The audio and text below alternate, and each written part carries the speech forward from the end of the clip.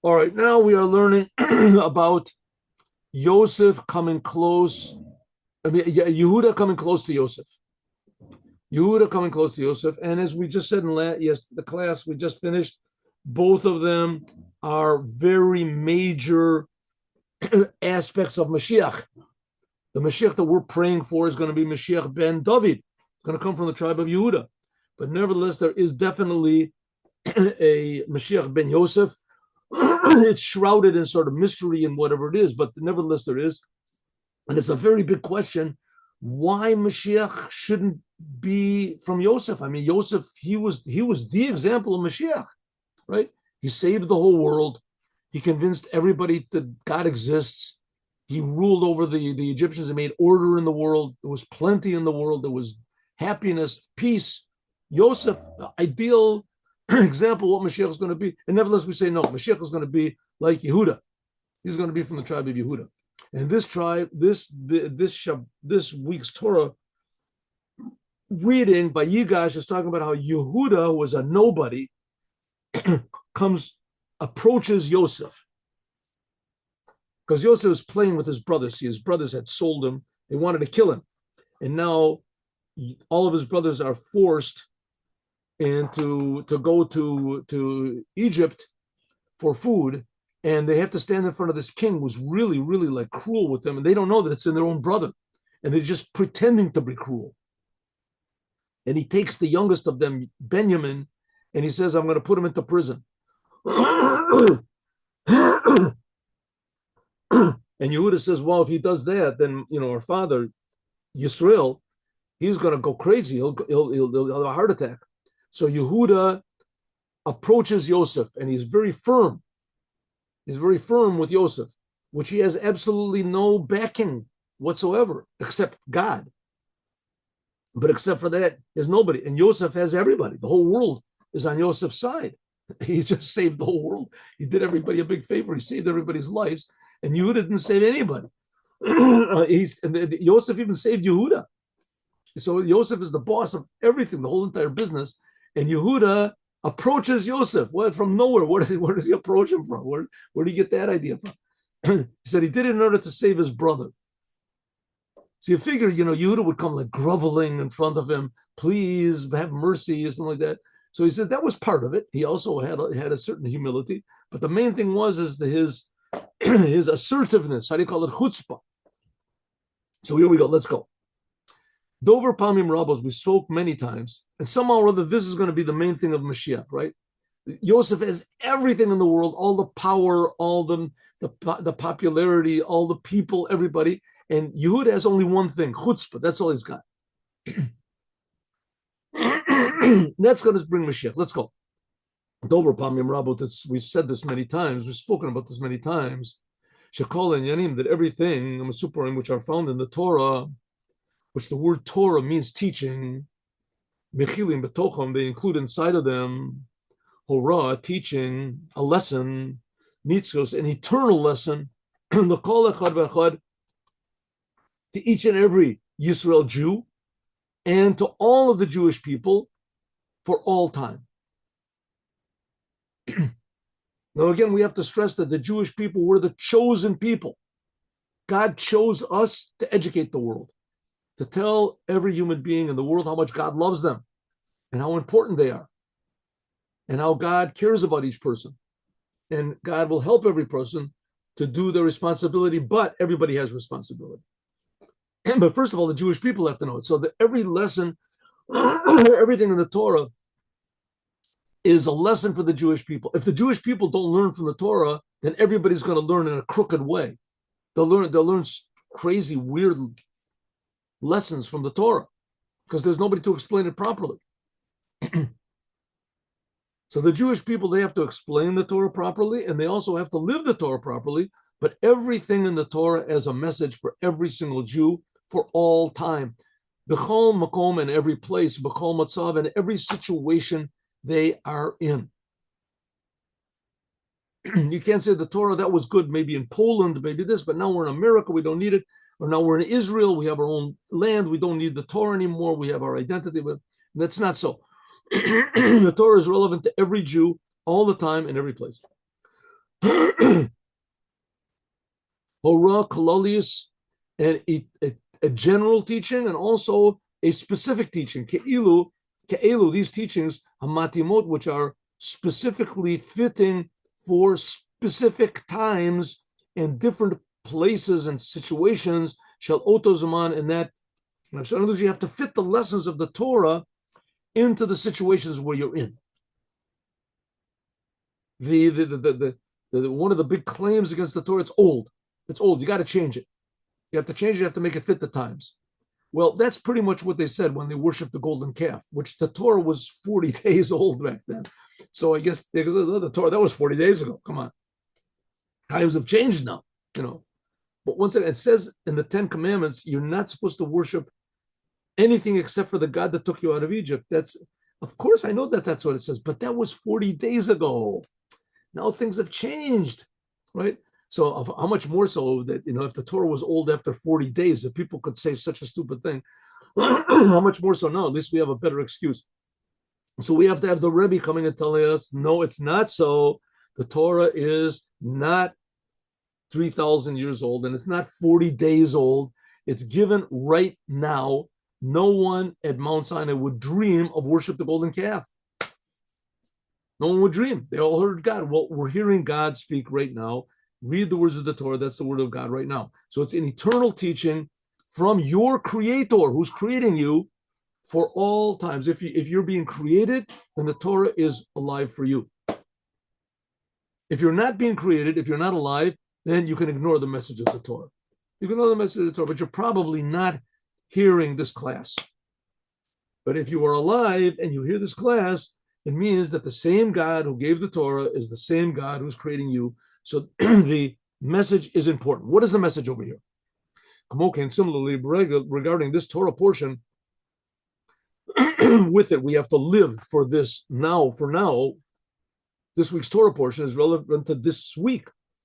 It says, Vayigash alav Yehuda, that Yehuda approached him. Who did he approach? Shemimenu yeshno hora. From this, there is an eternal teaching. Shemavhira that clarifies and notenet lahavin and makes it, explains to us the tochen avoda, what type of service we have to serve and what type of conduct we have to conduct ourselves. Also, now, but reggae macharonim, in the last seconds, minutes of exile. Then there's going to be the true total redemption, like we've spoken many times in the past. Now, again, what are we waiting for? What's this future redemption that there's going to be? We've spoken about it many times, but we'll speak about it many more times. The main difference is going to be between the future redemption, which is supposed to be in another second, right, or at most another minute from right now. It's supposed to be right now. Is our awareness, right? If a person, let's say he has $100 million in the bank, but he forgets who he is. He doesn't know who he is. So he's rummaging around in the garbage cans and he hopes that he gets, finds a nice little, maybe a little sardine inside of a can somebody threw away and then nobody will, a cat won't take it from him or something. That's all he's occupied in. He's only occupied in that, He hopes that he's got a little space, a little corner somewhere that, and he can sleep in the nighttime, and that's for him his happiness. Nobody comes and robs him, and he has a little something to eat. Sometimes he begs on the street. Somebody gives him $1. Ooh, $1, maybe $5. The guy's out of his mind. Right? But he's a millionaire. He's a multimillionaire, and he doesn't know it. He doesn't know it. And someone comes up to him and says, "Excuse me, is your name this and this? You're Joe Gross?" Yes, it is. Yes, it is. Was your father's name Shlomo Gross? Yes, it was. Did he live in Boston? This is a street, Elm Street 55? Yes, it was. Well, I got some news for you. Listen, what type of news you got? You're a multimillionaire. Says, okay, good. Maybe you could give me a donation of $5. I would really appreciate it. Is it too much to ask $5? Listen, you got $100 million in the bank, man. What are you talking about? Says, I don't know what you mean. You want $5? Here's five. You know what? Here's $100. $100. I don't believe it. $100. I start crying. $100. Thank you, Mister. Listen, you got $100 million in the bank. Let me explain to you. Come with me. Come with me. $100. He takes them to a hotel, washes them up, brings them new clothes, and come into the bank. He's got this. They start explaining to him. He becomes a different mensch. He's a whole different person. He's thinking about different things. That's what we're we're now. Spiritually, we're like the, how do you say, the what's it called in Hebrew, in English? We're like the beggar on the streets that has absolutely nothing. Absolutely nothing. Somebody told me yesterday, it was Shabbat. We're talking about somebody, a fellow passed away. He was in his 90s, almost 100 years old. He was a really nice man. I knew him very well. So 1 year after, they made a group.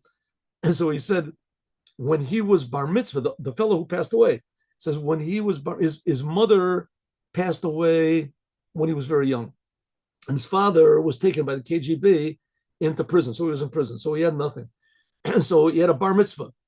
His bar mitzvah, there were only 3 people at the bar mitzvah. There were 3 people that were there because it was dangerous to do anything religious. Somebody bought him a present. Said a present. What was the present the guy brought him? A pair of socks.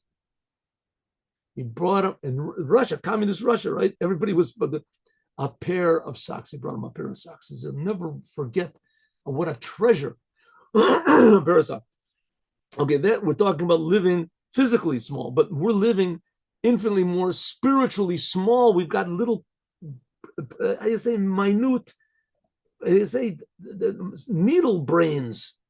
Nothing. We can't conceive of what God is, what we are, what life is. With that, the main thing of Moshiach is that suddenly he's going to say, "You guys are rich. You're rich." All of a sudden, your whole personality changes. Right? Somebody steals from you $100, $1,000. What do I care? $1,000. Right? Nowadays, somebody scratches your car. Right? It's like it's a $50, whatever it is, $100. Your guy could come out with a gun. I scratched my car. Take the whole car. What do I care? Makes no difference. If you want a car, take a car. I got 2 cars at home. Come to my house. I'll give you the key. Take the cars. Whatever. $100 million. Everyone will feel rich spiritually. It's hard to understand what that means. But the fact that we're being created is a tremendous happiness. So that's the main thing of the future redemption. Automatically, there will be big changes in the world. There won't be wars. There won't be famines. There won't be. And the main change is going to be people will feel God. They'll feel God is not a religious figure. They'll feel that God is really creating us. And God is infinitely real. And this God gave the Torah. That's what's called the true redemption. Okay, so we're in the last moment, says the Rebbe. So what are we supposed to learn from this week's Torah portion? Bashkafa, we've shown at the first glance, the connection with this week's Torah portion to the future redemption by Yigash of Yehuda, with the future redemption, where in the Haftorah. The Haftorah, which is Me'inyan Parsha. Okay, the Jewish people, religious Jewish people,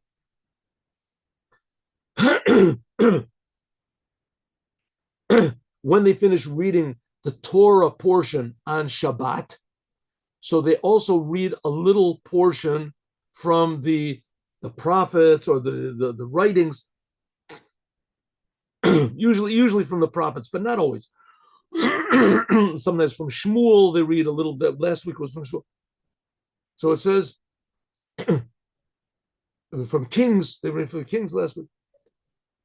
It says, what is it's a little portion. It takes maybe 5 minutes, 10 minutes, something like that, of reading. So usually that's called the Haftorah. The Haftorah is, they say that it came from that the Romans forbade the Jews to read the Torah in public. They couldn't take a Torah scroll. Maybe they confiscated all the Torah scrolls. So the Jews would read from the writings, from the whatever it is that the custom remained. This week's Haftorah is talking about Moshiach in the Haftorah, Vayigash Elav Yehuda, with the future redemption. What? Bo, it's talking about what? The unity of Yehuda. Yehuda's kingship, Malchut, the kings of Israel always came from Yehuda. And Joseph in the future. What does it say over there? Kach lecha, take eitz echad, one tree. One tree. It's a prophecy from Yechezkel. Take a tree, a piece of wood. Take one piece of wood.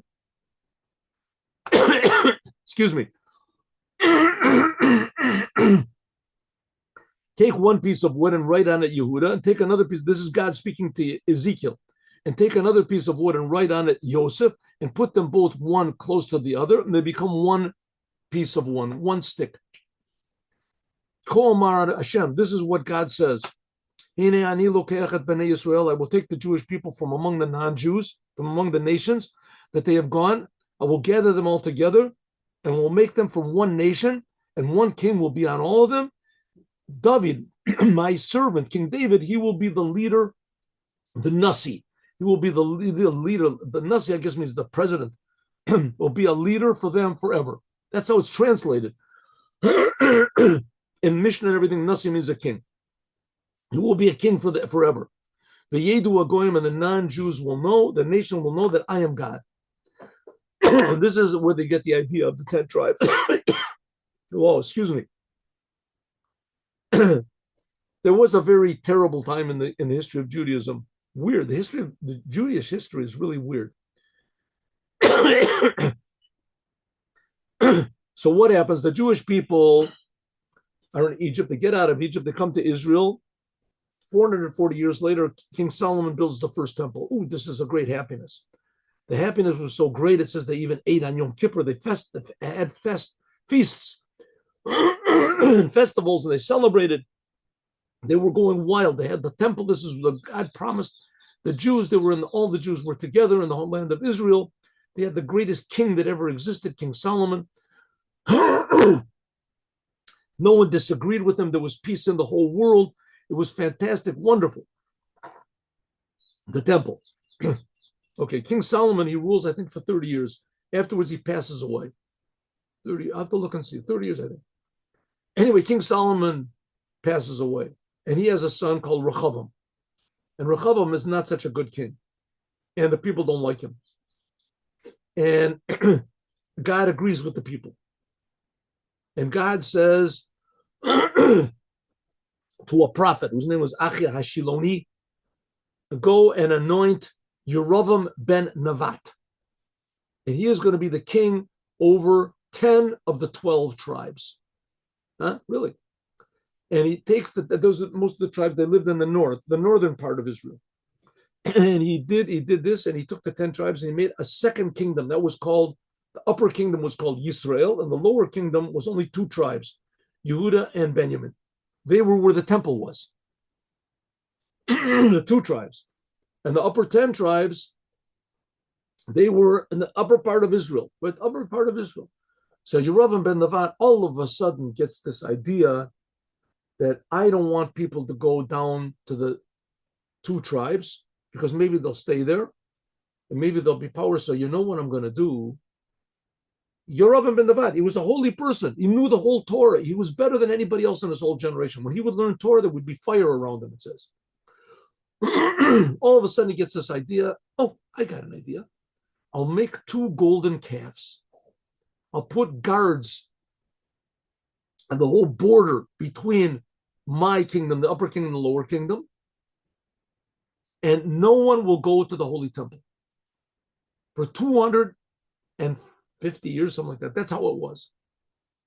There was a Holy Temple, and 10 of the tribes didn't go there.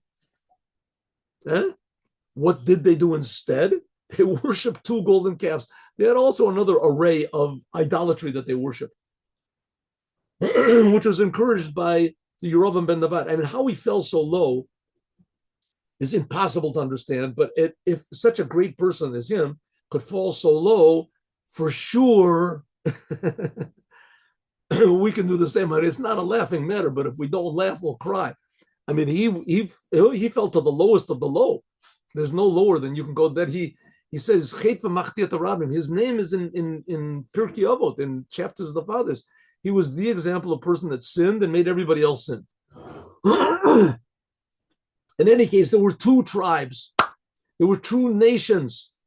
One of them was Yehuda, that was where the Holy Temple was, and the other, the 10 nations, that was Josef. This Yerovam ben Nevat came from Ephraim. So Ezekiel, he gets a prophecy, and he says the prophecy is there will come a day when the two nations will unite. Meanwhile, the 10 tribes, this is, I don't know, about 100 years, something like that, before the temple is destroyed, 100 years, something like that, before the temple is destroyed, 130 years, the temple is destroyed. So comes down a king, Shalmaneser, whatever it is, he came down, and he took away the 10 tribes. That's it. Took them away. Took them away, that's all. Nobody knows where they are. To this very day, no one has any idea where they are. In the Talmud, it says that they're on the other side of this river called Sambatyon, and there was a person called, what was it, the Eldad Adani, and he claimed that he knew where they were, that he went there and he saw it, and Rashi believed him. In any case, this is a big mystery. Who are the 10 tribes? They've been searching for them up to now. The English people, all of England. Did you notice the people in England, they think that they're the 10 tribes. The English say that they're the 10 tribes because the royal family, the males of the royal family, they get circumcised at 8 days old. They have a Chabad mohel that comes and circumcises them. Really, seriously. As far as I know, the whole entire royal family are just the ones that can be king. I don't know how it works, but anyway, they thought that maybe the people from India, they're one of the 10 tribes, and whoever the 10 tribes are, they've been in exile for about 2,800 years, something like that. That's a long time. That's way before the Talmud was even written, so they don't know any laws, they don't know what to do. But nevertheless, there's going to be, how it's going to be, I don't know. But in the future, here we have the prophecy from Yechezkel that the two tribes are going to come together. And that there's going to be one tribe, and all the lost 10 tribes are going to come back to the land of Israel. And of course, in the course of that time, Jews are not going to be, let this thing go. Just, they're not going to wait for any revelations. So there's always people to stand up and say, I found them. I found the tribes. I know who they are. I got them. I'm going to bring them. Who are they? The Japanese. Another person says it's the Chinese. It's going to be 2 billion people are going to go. Anyway, from Africa, there's a guy in Africa. He had a menorah over there. Maybe some Jew was there. He lost it. Doesn't make any difference. Everybody has been finding the 10 lost tribes. The Indians, American Indians, they're the 10 lost tribes. The Incas, everybody that doesn't know who they are has a little bad day with this, whatever it is at the job. I'm one of the 10 lost tribes. Everybody's the 10 lost tribes. Anyway, Moshiach is going to come and find who they really are, who are really the 10 lost tribes. Says the Rebbe, nevertheless, it's going to happen. Hashkafa Rishon, at the first glance, we can see the connection between our Torah portion with the future redemption in the Haftorah, which the Haftorah talks about how they're going to be unified. But Nosef Lakach, in addition to this, that the Haftorah is only talking about the connection, only the connection to the redemption. It doesn't tell us what we should do now before the redemption. The Haftorah is telling about when the redemption comes as Yehuda and Josef, the 10 tribes and the 2 tribes and the 10 tribes will be united. That's what's going to happen. But what are we supposed to do? It doesn't talk about. The Rusha Gam Hezbollah, we also have to have an explanation, b'sheichut, of the connection between the Haftorah and the Torah portion. What's the Haftorah to say? The Haftorah says that King David is going to be the king. That's what the Haftorah says, the end. It says that King David is going to be the leader. That's what it says in the Haftorah, King David. David Avdi, it says, David Avdi, David, my servant, he will be the leader for all of them forever. That's what it says in the Haftorah from Ezekiel. But this week's Torah says exactly the opposite. It says, Vayigash of Yehuda, that who is on the top? Joseph is on the top. It's exactly the opposite from King David is the servant. He will be the master over everybody. King David, That's what it says in the Haftorah. But in this week's Torah portion, it says that Yehuda was groveling in front of Joseph. Joseph was everything, and Yehuda was a nothing. He was a nobody. Mudgashet, it stressed how Joseph, he is the Balabais. Joseph is the 10 tribes. He is the top. The Mishnah the Melech, and he is the viceroy over the whole world. Egypt ruled the whole world. And Yehuda, he was dependent on Joseph. So in the Haftorah, it says that King David will be the main one. That's Yehuda. And in this way, he'll be the main one over Joseph, though. Joseph is just the 10 tribes. They'll join Yehuda, who's going to be the King David. But in this week's Torah portion, it says exactly the opposite. That Yehuda, he has to come close to Joseph. Joseph is the ruler. He's the king. Yehuda, he has to come to Joseph, Lubavitcher, and to request that he'll release Benjamin. But Yomer Bi Adonin, he said, please, my master. Yehuda says to Joseph, please, my master. Yudaber, now, please, let me speak to you. You are just like Paro. You are considered in my eyes like you are the king. That's what Yehuda says to Joseph. So Yehuda in the future, like Yechezkel says in the prophecy, Yehuda, he's supposed to be the king. So how is the Haftorah similar to this week's Torah reading? It's the opposite.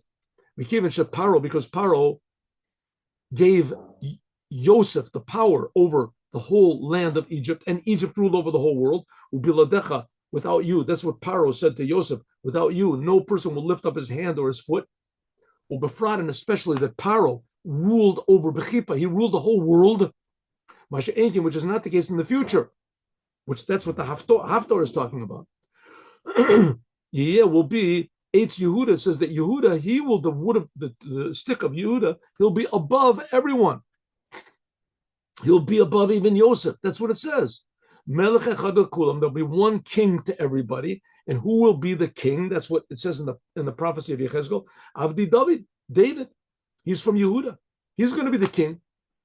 David Avdi Naseh Le'am Lo'olam, and my servant David, he'll be the king for them forever. So in the Haftorah, it says twice that King David. One time it says King David, he's going to be the king on them. And another time it says that my servant David, he's going to be the leader on them forever. Yuvan will be understood by Hektem by explaining, first of all, the connection with the beginning of this week's Torah portion to the end.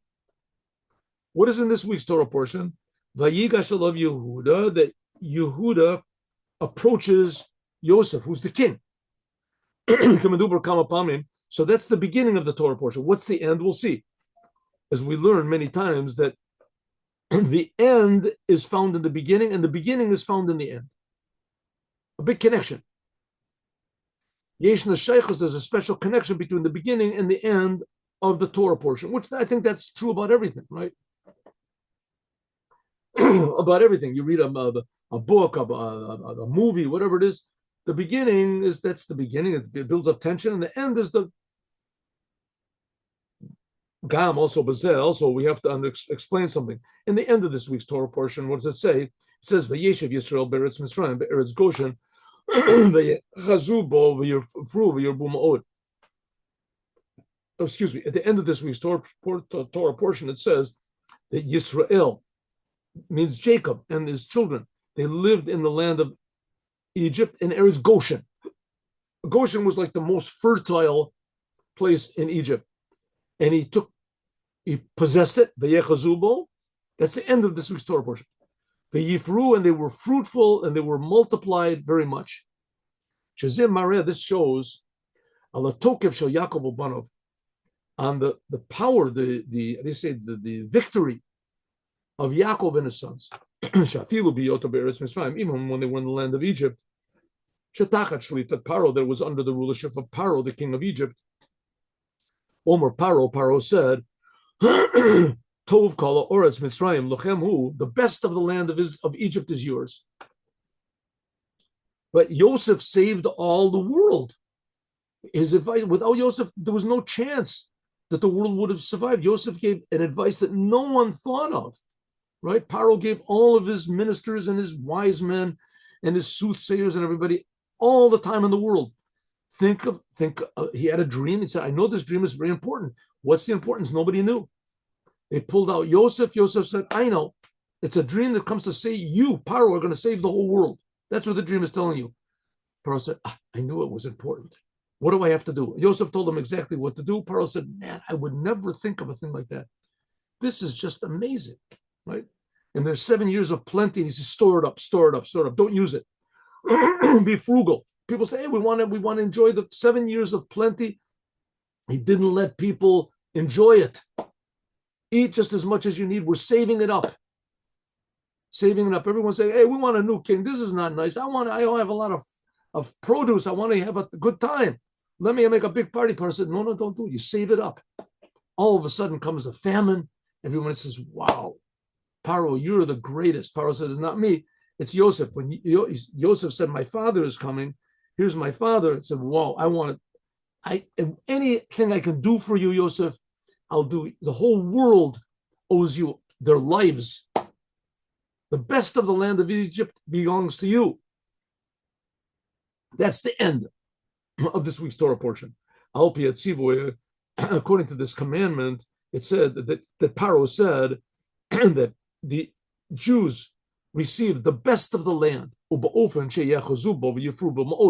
in a way that they would take possession of it, and they would be fertile and succeed very much. On the other hand, that's the end of the Torah portion. On the other hand, the beginning of this week's Torah portion, Vayigash alav Yehuda, B'tchilat the parsha, in the beginning, this stresses that Yehuda and his brothers, they are terrible. They're in a terrible situation. Yarud, Shem Zukukim Litchanen, they have to beg and plead to Yosef. The end of this week's Torah portion is talking about the biggest success story that there's ever been. Joseph not only saved the world, he saved his brothers. The Jews are on the top. Everybody respects the Jews. The Jews have the best land of Egypt, and they would give them better if they could. Because Joseph is the Balabait, he's the owner of the whole land of Egypt. Yosef and Joseph announced to his brothers who he is. This is the opposite from the end of the Torah portion. So the beginning of the Torah portion shows that all the brothers are in a terrible, life-threatening situation. They have absolutely nothing. The brothers, they're fighting for their lives. Joseph just took Benjamin, threw him into prison. He could do anything he wanted to all the brothers. And then the end of the Torah portion, it shows that, everything came out. It was a happy ending. Everything was wonderful. It was great. So from the beginning of the Torah portion to the end of the Torah portion was this tremendous difference. What does that teach us about how to bring Mashiach? What does it teach us? Maybe we can explain like this, and God willing, we'll talk about this tomorrow.